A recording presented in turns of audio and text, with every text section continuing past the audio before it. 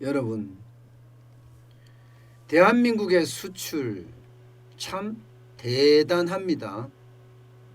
수출 대국이라고 이야기한 지가 벌써 10년이 넘어서고 이제 앞으로 5년 후면 일본도 제친다 이런 얘기가 나옵니다. 정확히 6년 후인가요? 12월이니까 5년 후로 봐도 될 것 같습니다. 2026년이면 일본도 제치고 대한민국이 이게 꿈의 숫자인가요? 세계 수출 5위로 등극한다는 이야기예요. 전국경제인연합회 여기가 분석해서 발표한 내용인데요. 이 내용을 보고 있으니까 가히 충격적이었습니다. 당장 2011년부터 2019년까지 연평균 수출 증가율이 대한민국은 1.68%고요. 일본은 0.96%입니다. 단순하게 이 두 가지 수치만 넣고 대입을 해보니까 정확히 현재에서부터 7년이 경과한 후 연도로 따지면 1년 경과, 3년 경과, 5년 경과, 7년이 경과하면 바로 일본을 앞선다는 이야기예요. 앞선다는 이야기. 지금 현재는 2019년 기준으로 봐야 되죠. 우리 수출이 5,424억 달러였습니다. 일본은 7,100억 달러고요.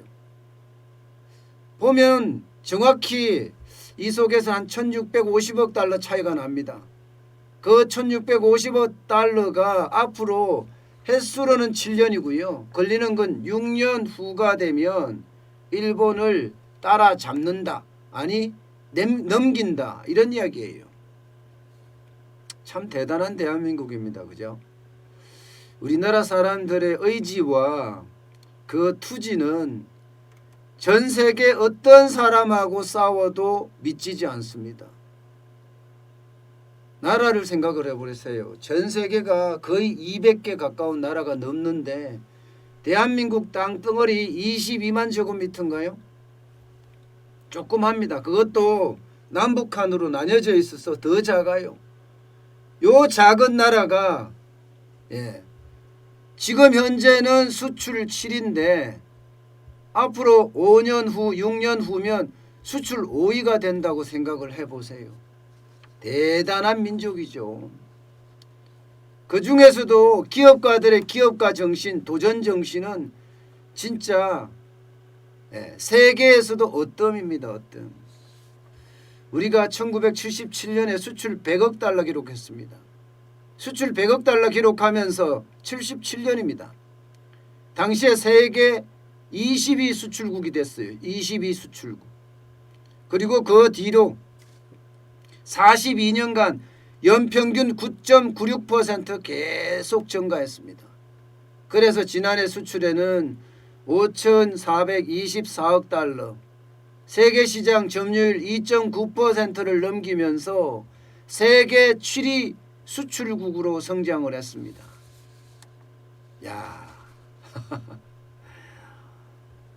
미국이나 독일이나 중국이나 네덜란드나 프랑스나 일본 여기에 이어서 대한민국이에요. 여기에 이어서 대한민국. 그 중에서도 말입니다. 네덜란드는 중개무역을 많이 하잖아요. 홍콩처럼. 직접 생산해서 수출하는 것보다가 중개무역이 좀 많거든요. 암스테르담 같은 경우는 세계의 어떤 대항구잖아요. 그러다 보니까 중개무역이 많아요. 사실상 네덜란드보다 우리가 생산해서 수출하는 건 훨씬 많다고 할 수 있습니다. 그러면 사실상 세계 6위입니다. 여기에서 이제 일본도 제칠 수 있다 이런 얘기를 하고 있으니까 이거야말로 엄청난 대단한 대사건에 해당되죠. 짐 로저스가 그런 이야기를 했어요. 일본은 침몰하고 있다. 결국 일본은 10년, 20년이 못 가서 침몰할 거고 대한민국은 떨 거다. 대한민국에 대한 예찬론까지도 이야기할 정도로 일본의 어떤 상황은 점점 심각한 양상으로 지금 가고 있습니다. 코로나19가 이렇게 전 세계적으로 난리가 치는 와중에도 대한민국의 수출은요, 다른 나라보다 적게 줄어들었어요. 상반기 세계 교육 규모가 12.9% 감소했거든요. 한국 수출은 11.3% 주는데 그쳤습니다. 게다가 세계 20대 수출국의 평균 감소율이 14.2%입니다. 우리는 11.3%입니다. 그러면 수출 하나는 참 선방했다, 이렇게 평가할 만하죠. 여러분도 아시지만 기업이 적폐 세력으로 찍혀서 그야말로 기업을 위한 전방위 압박이 지금까지도 계속되고 있는 실정이에요. 최저임금 최저임금대로 올리고 주 52시간제는 내년부터 50인 이상 사업장에 다 도입하게 되고 법인세는 22%에서 25%까지 급속하게 인상하고 각종 세제 혜택은 다 폐지시키고 심지어는요, 사내 유보금에 대해서도 과세를 한다고 들 정도로 난리를 쳤습니다. 그런데도 불구하고 대한민국 기업인들은 굴하지 않았어요. 어떤 난관이나 어떤 어려움이나 다 이 발로스 말입니다. 전 세계를 뛰어다니는 발로스, 발이 부러뜨도록 뛰어다니는 그 힘으로 그런 장벽들을 다 넘었죠. 그래서 대한민국의 수출이 다른 나라보다가 우리가 선전을 했다, 저는 이렇게 평가를 합니다. 게다가 최근에 수출액은 좀 증가세로 돌아섰습니다. 9월에도 늘어났고요, 지금 11월에도 늘어났습니다. 이런 상황을 계속 감안을 하다 보면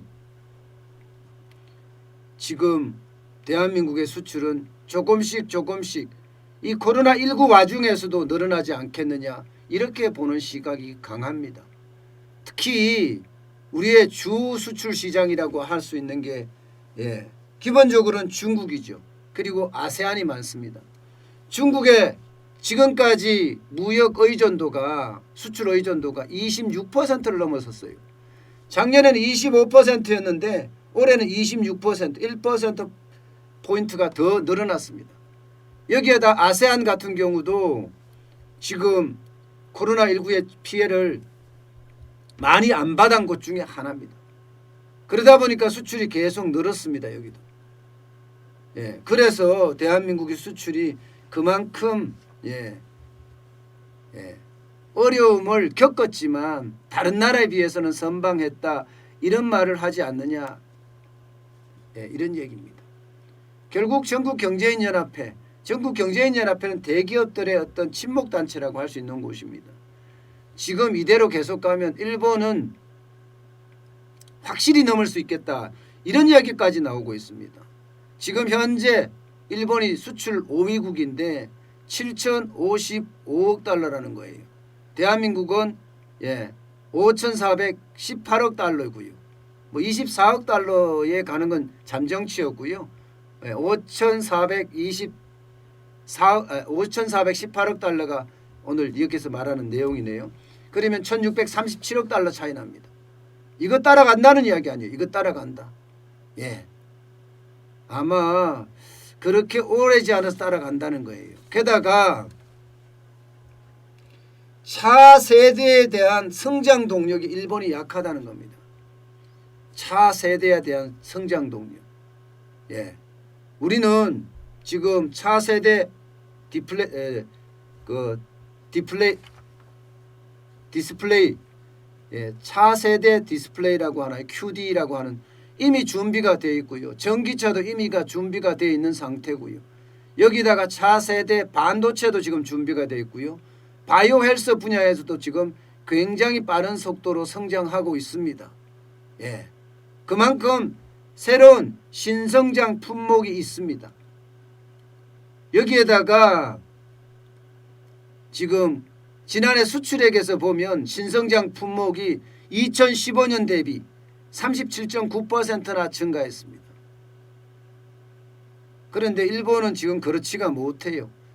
고부가가치 제품이나 소재가 일본의 어떤 핵심 경쟁력 그런 거라고 생각을 하고 있는데 이게 뚝뚝 떨어집니다. 중국에 대한 수출 감소세가 뚜렷하게 나타나거든요. 우리한테도 반도체 부품이나 반도체 소재 막았었잖아요. 그런데 우리 어떻게 했습니까? 성장세를 계속 구가할 수 있었습니다. 대한민국 기업인들의 의지로 그만큼 성장세를 막아냈다는 의미입니다. 사실 여러분도 아시겠지만 우리는 일본에서 배웠습니다. 그것은 부정할 수 없는 사실이에요. 게다가 일본에서 사양산업이라고 하는 게 대한민국에 와서 엄청난 성장을 했고요. 그 성장을 하는 동안 일본인들이 고문으로 컨설팅을 하는 경우도 굉장히 많았습니다. 그러면서 우리가 경공업이 발전하고 중공업이 발전하고 화학공업이 발전하고 전자가 발전하고 철강이 발전하고 그야말로 일본에서 배웠지만 지금 일본을 넘어서는 제품이 굉장히 많아지고 있습니다. 지금 전 세계 1등 제품을 따지면요. 일본이나 우리나 매 한 가지입니다. 일본도 한 가지 우리도 하나가 갖고 있어요. 전 세계 1등 제품을요.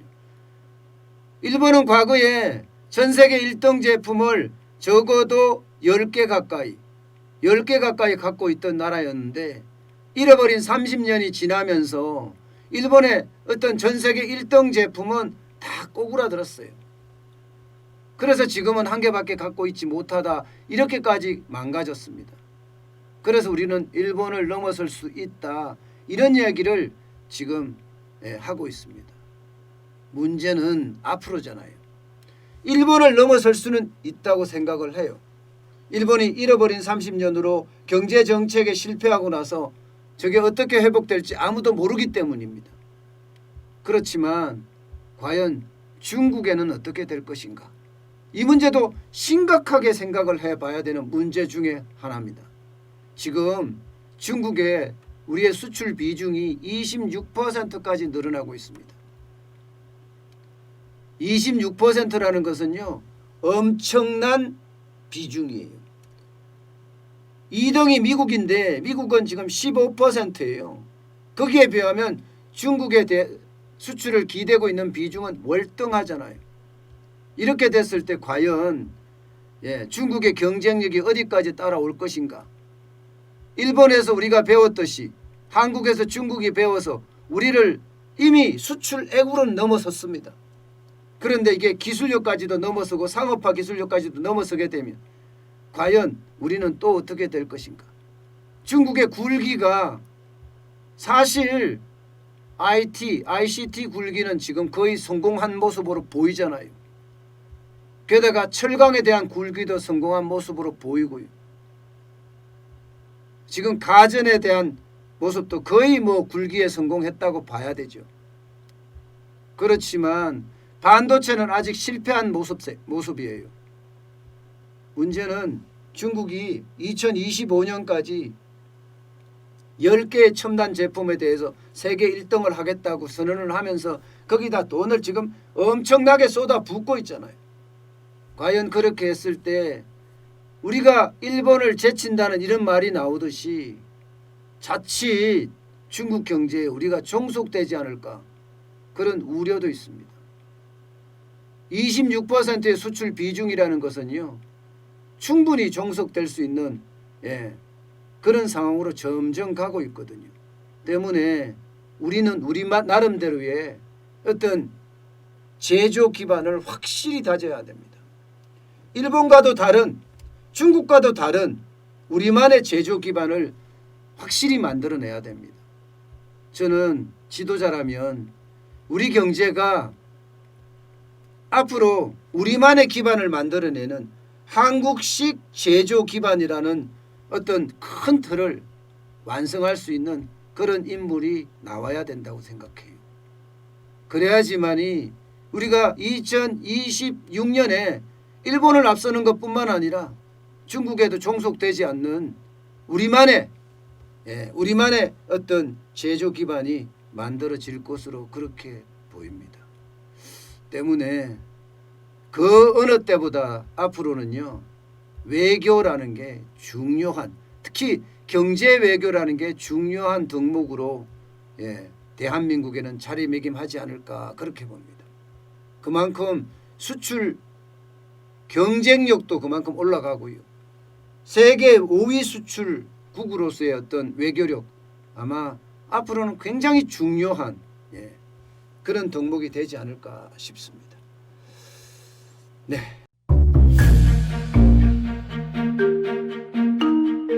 세종대왕과 샤넬 넘버5, 벤츠 자동차의 최고급 기종인 마이바흐의 공통점을 아시나요?